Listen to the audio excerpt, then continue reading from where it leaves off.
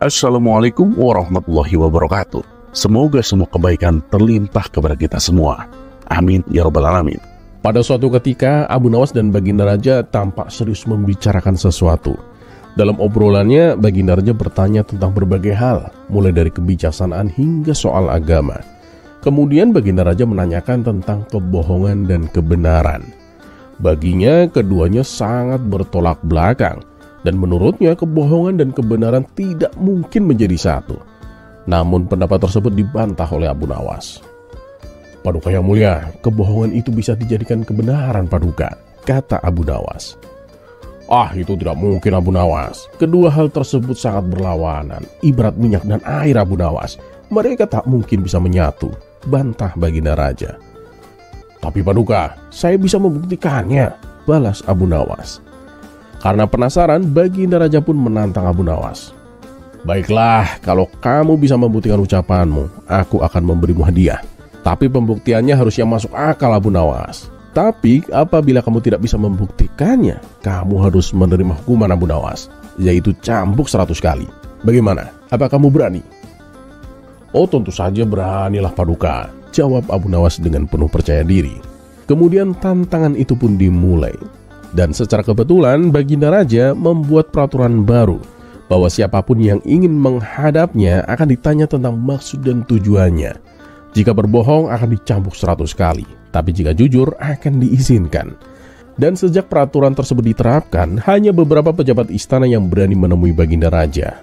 Hingga pada suatu hari datanglah Abu Nawas ke istana. Ketika hendak menemui Baginda Raja, ia dicegat oleh 2 orang penjaga. "Tuan Abu, apa tujuanmu kemari?" tanya salah satu dari penjaga. "Aku akan dicambuk 100 kali oleh Baginda Raja," jawab Abu Nawas. Mendengar hal itu, kedua penjaga pun merasa heran. "Memangnya Tuan Abu melakukan kesalahan?" tanya penjaga. "Tidak sama sekali, aku tidak bersalah," jawab Abu Nawas. "Kalau tidak bersalah, mana mungkin dicambuk, Tuan. Lebih baik Tuan jujur saja. Apa tujuan Tuan menghadap Baginda Raja?" tanya penjaga. "Aku ini sudah jujur. Kalau aku tidak jujur, aku pasti akan dicambuk 100 kali karena dianggap berbohong," terang Abu Nawas. Maka tambah bingunglah penjaga tersebut. Mereka pun akhirnya meminta Baginda Raja untuk turun tangan. Baginda Raja mendatangi Abu Nawas. "Kenapa kalian tidak mempersilahkan Abu Nawas masuk?" tanya Baginda Raja. "Ampun Paduka yang mulia, kami bingung Paduka. Lebih baik Paduka tanyakan sendiri saja kepada Abu Nawas," jawab penjaga istana. "Oh ya Abu Nawas, jelaskan kepadaku, apa yang membuat kedua penjaga itu bingung?" tanya Baginda Raja. "Begini Paduka yang mulia, tadi mereka bertanya apa tujuanku datang kemari. Lalu aku menjawab, tujuanku akan dicambuk 100 kali, jawab Abu Nawas. "Oh, jadi kamu menyerah? Kamu tidak bisa membuktikan ucapanmu?" tanya Baginda Raja. "Justru kedatangan saya kemari untuk membuktikan ucapan saya, Paduka," jawab Abu Nawas. "Kalau begitu, kenapa kamu bilang akan dicambuk? Berarti kamu telah berbohong. Dan sesuai dengan peraturan, bagi siapa saja yang berbohong akan dihukum cambuk 100 kali, jelas Baginda Raja. "Saya tidak bohong, Paduka. Saya kesini untuk dihukum cambuk. Kalau tidak percaya, silakan hukum saya. Cambuk saya 100 kali, balas Abu Nawas. Perkataan Abu Nawas itu membuat Baginda Raja kebingungan.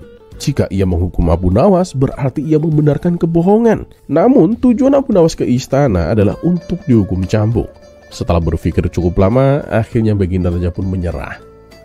"Wahai Abu Nawas, sebenarnya mana perkataanmu yang bohong dan mana yang benar?" tanya Baginda Raja. "Paduka yang mulia, itulah yang namanya kebohongan bisa dijadikan sebuah kebenaran, Paduka. Nah, dengan demikian saya sudah membuktikan apa yang tempo hari saya ucapkan, bahwa kebohongan dan kebenaran meskipun bertolak belakang, tapi bisa menyatu," jelas Abu Nawas. Baginda Raja pun tertegun dengan penjelasan Abu Nawas, dan sesuai perjanjian, Abu Nawas pun mendapat hadiah berupa pundi-pundi uang yang sangat banyak.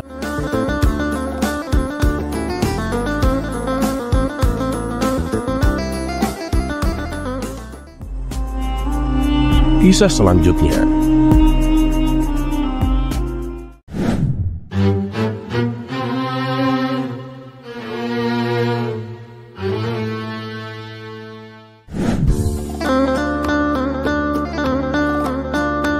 Maraknya pencurian di kota Baghdad membuat para penduduk merasa resah, apalagi bagi mereka yang menyimpan uangnya di rumah. Mereka menjadi bingung harus kemana lagi menyimpan uangnya. Kemudian para warga mengadukan keluhan tersebut kepada Abu Nawas. "Baiklah, nanti malam kita adakan rapat," kata Abu Nawas. Setelah rapat diadakan, mereka bersepakat untuk menitipkan uangnya kepada Abu Nawas, tapi dengan ketentuan sebagai berikut. Tiap bulan wajib dipotong 1 dinar untuk biaya keamanan, karena nantinya Abu Nawas akan membayar prajurit istana yang bertugas untuk menjaga rumahnya. Dan sejak saat itu, para warga mulai merasa tenang. Mereka tak perlu mengkhawatirkan kemana harus menyimpan uangnya. Rumah Abu Nawas kini seperti bank, karena setiap hari orang-orang silih berganti menitipkan uangnya. Adapun prajurit yang berjaga yang tadinya hanya 2, kini ditambah menjadi 4. Hal ini lantaran banyaknya orang-orang yang berminat menjadi nasabahnya. Hingga pada suatu hari ada seorang anak kecil yang mendatangi Abu Nawas, dan tujuannya adalah untuk menitipkan uang miliknya yang sejumlah 100 dinar. Di hari berikutnya ia kembali datang untuk menitipkan uangnya. Begitu pula dengan hari-hari selanjutnya, ia selalu datang dengan membawa uang 100 dinar. Hal ini tentu membuat Abu Nawas heran, dari mana ia mendapatkan uang sebesar itu? Kemudian Abu Nawas pun bertanya, "Apakah semua uang ini milikmu?" Anak kecil itu pun menjawab, "Iya tuan." "Ah, benarkah? 100 dinar itu bukan uang sedikit. Bagaimana caramu mendapatkannya setiap hari?" tanya Abu Nawas. "Karena setiap hari aku selalu menang taruhan tuan," jawabnya. "Taruhan? Taruhan apa?" tanya Abu Nawas dengan penasaran. "Saya bertaruh bisa mencium rambut saya tuan," kata anak kecil itu sambil tertawa. Abu Nawas pun berkata, "Wah, itu tidak mungkin. Kamu tidak akan bisa mencium rambut kamu sendiri." Anak kecil itu pun membalas, "Loh, tuan mau taruhan? Kalau saya bisa mencium rambut saya, tuan harus memberi saya 100 dinar. Gimana?" tantangnya. Karena penasaran, Abu Nawas pun menerima tantangan tersebut. "Ayo, aku setuju," balas Abu Nawas sambil memberikan uangnya. Anak kecil itu lalu melepas rambut palsunya dan menciumnya. Abu Nawas yang merasa dibodohi meminta uangnya untuk dikembalikan. "Oh, tidak bisa tuan, uang ini sudah menjadi milikku," kata si anak. Setelah anak kecil itu pergi berlalu, Abu Nawas masih tidak terima dengan apa yang barusan terjadi. "Wah, sialan aku diberdaya anak kecil.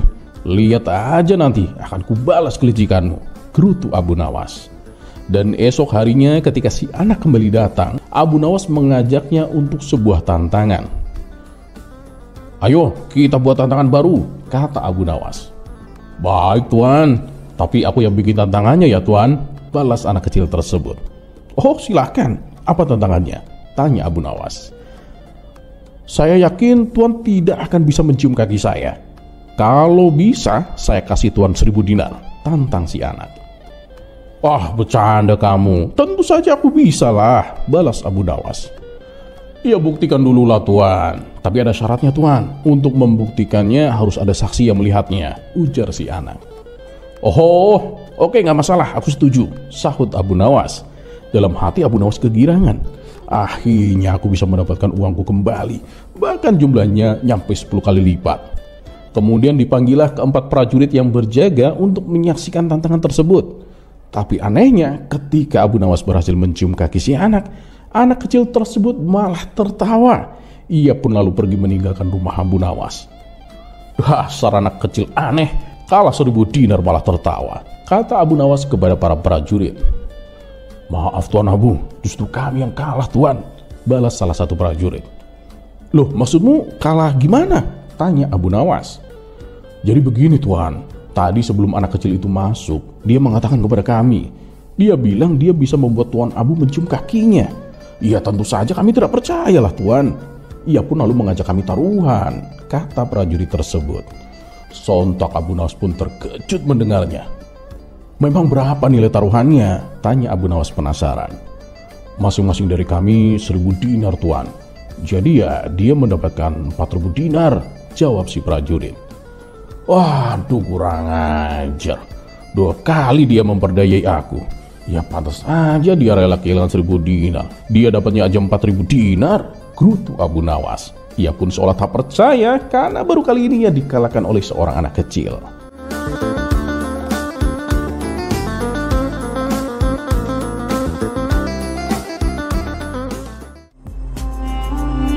Kisah selanjutnya.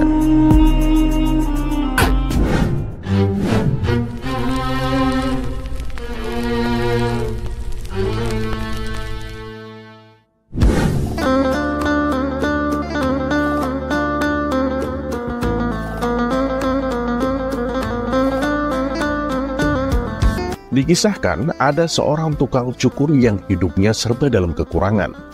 Meskipun ia sudah membuka usahanya di kota, namun usaha jasa cukurnya selalu sepi. Hal ini membuatnya hampir putus asa. Suatu hari datanglah Abu Nawas ke tempatnya untuk potong rambut. Si tukang cukur pun langsung menyambutnya dan mempersilahkannya duduk. Setelah Abu Nawas selesai potong rambut, lalu ia memberikan sejumlah uang sebagai upah jasanya. Saat memberikan uangnya, Abu Nawas menangkap kesedihan pada diri tukang cukur. "Kenapa denganmu? Apa yang membuatmu murung?" tanya Abu Nawas. Tiba-tiba si tukang cukur membalasnya dengan jawaban yang mengejutkan. "Apakah kau percaya kalau Allah itu ada?" kata si tukang cukur balik bertanya. "Iya dong, saya percaya." "Memangnya kenapa?" sahut Abu Nawas. "Tapi saya nggak percaya kalau Allah itu ada," timpal si tukang cukur. "Tentu saja ada, Allah itu ada kawan," balas Abu Nawas. "Coba, kalau Allah itu ada, lantas kenapa hidup saya menderita? Kenapa Allah membiarkan saya menderita?" ujar tukang cukur. "Ya kalau itu sih merupakan ujian untukmu. Apakah kamu bisa bersabar atau tidak?" tutur Abu Nawas. "Loh, katanya Allah Maha Pengasih dan Penyayang.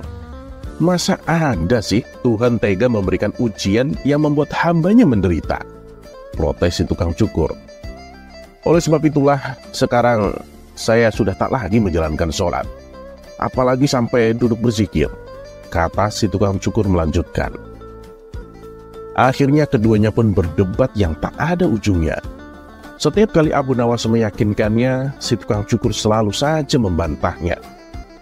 Karena perdebatannya tidak menemui titik temu, Abu Nawas pun akhirnya meninggalkan si tukang cukur. Dan ketika dalam perjalanan pulang, tanpa sengaja Abu Nawas melihat seorang gelandangan dengan penampilan rambut gondrong. Tiba-tiba terbesit di benaknya sebuah ide yang cemerlang. Tanpa menunggu lama, Abu Nawas segera mengajak gelandangan tersebut mendatangi tempat si tukang cukur. Sesampainya di depan tempat cukur, Abu Nawas berteriak, "Tukang cukur itu nggak ada! Tukang cukur itu nggak ada!" Mendengar teriakan Abu Nawas, si tukang cukur keluar dari tempatnya. "Hei kawan, aku ada di sini. Kenapa kau berteriak seperti itu?" kata si tukang cukur. Akan tetapi Abu Nawas tak menghiraukannya. Ia kembali berteriak lebih kencang. "Tukang cukur itu nggak ada! Tukang cukur itu nggak ada! Eh kawan, aku ada di sini. Aku kan tadi yang mencukurmu. Masa kamu lupa?" timpal si tukang cukur. "Kalau tukang cukur itu ada, kenapa orang ini rambutnya gondrong dan acak-acakan dibiarkan?" ujar Abu Nawas sambil menunjuk gelandangan yang sedang bersamanya. "Ya, dia kan tidak datang kepada aku. Bagaimana aku bisa mencukurnya?" kata si tukang cukur. "Nah itu, begitu pula kalau kamu tidak mau datang kepada Allah. Bagaimana Allah mau menolongmu?" kata Abu Nawas. Kali ini si tukang cukur hanya terdiam, dan Abu Nawas pun langsung berlalu dari hadapannya. Sementara si tukang cukur duduk termenung dan menyadari atas kesalahannya. Penderitaan hidup yang dialaminya bukan karena tidak adanya Allah, melainkan karena ia enggan mendekatkan diri dan meminta pertolongan Allah.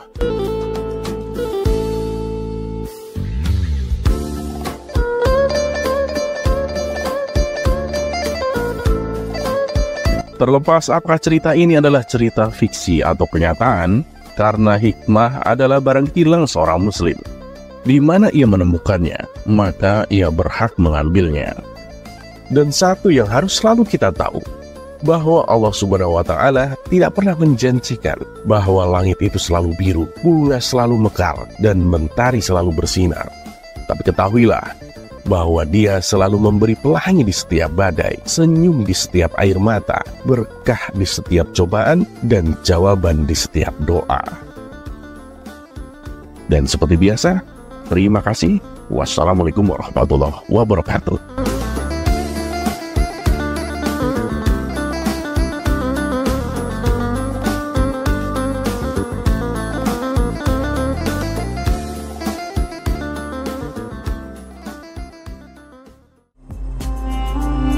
Kisah selanjutnya.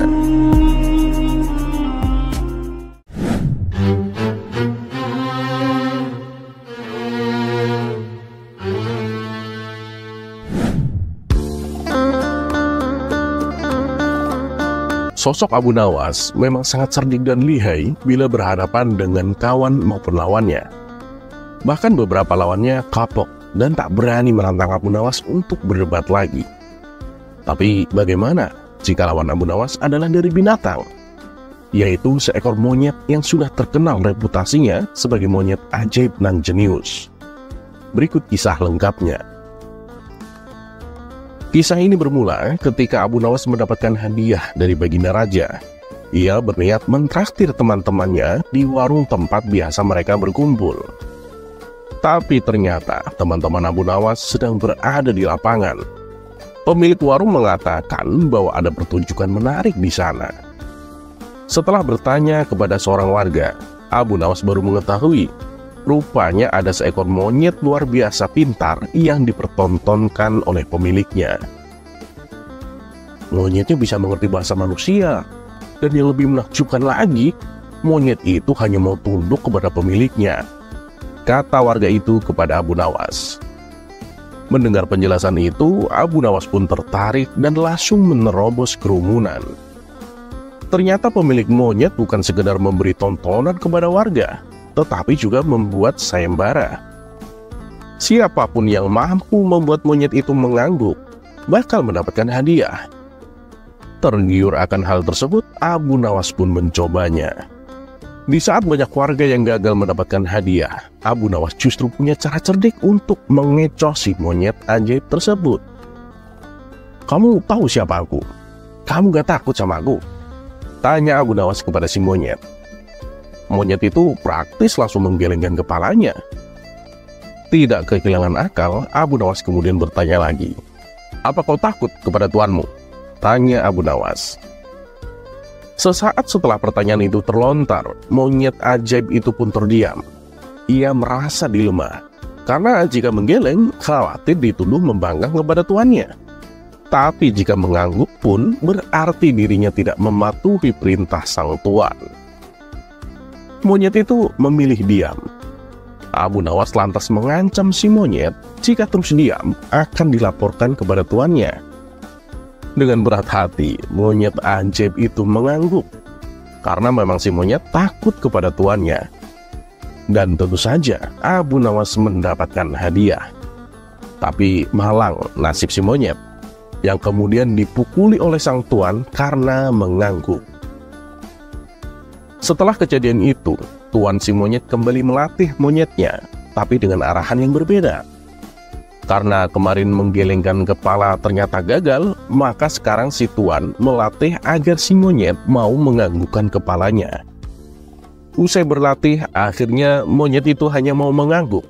Sehingga tantangan berikutnya adalah siapa saja yang berhasil membuat monyet itu menggelengkan kepalanya, maka ia berhak mendapatkan hadiah. Abu Nawas kembali tergiur dan mencoba keberuntungannya lagi lewat cara cerdik. Ia mengulangi semua pertanyaan sebelumnya dan langsung diberikan jawaban berupa anggukan dari sang monyet. Si monyet tak mau menggelengkan kepala sama sekali. Abu Nawas tak kehabisan akal. Ia teringat balsam di kantong bajunya yang baru saja ia beli dari warung Mang Soleh sebelum ia datang ke sayembara monyet ajaib itu. Lalu Abu Nawas mengeluarkan balsam itu dan menunjukkan kepada si monyet. "Kamu tahu apa fungsi balsam ini?" tanya Abu Nawas. Monyet itu hanya mengangguk. "Oke, boleh ku gosok selangkanganmu dengan balsam ini? Tanya Abu Nawas kembali. Si monyet pun mengangguk, karena memang yang ia tahu adalah hanya mengangguk. Lantaran si monyet mengangguk, Abu Nawas benar-benar melakukan aksinya dan membuat si monyet kepanasan. Tak cukup sampai di situ, Abu Nawas lalu mencolek balsam lebih banyak lagi. Dia mengulangi pertanyaan yang sama sekali lagi. Gimana Nyet? Mau aku gosokin balsam lagi? Ketakutan mulai menghampiri si monyet dan akhirnya ia menyerah dengan menggelengkan kepalanya. Lagi dan lagi, Abu Nawas mendapatkan hadiah dari tuan monyet. Dan nasib monyet itu kembali malang, yakni mendapatkan hukuman dari tuannya.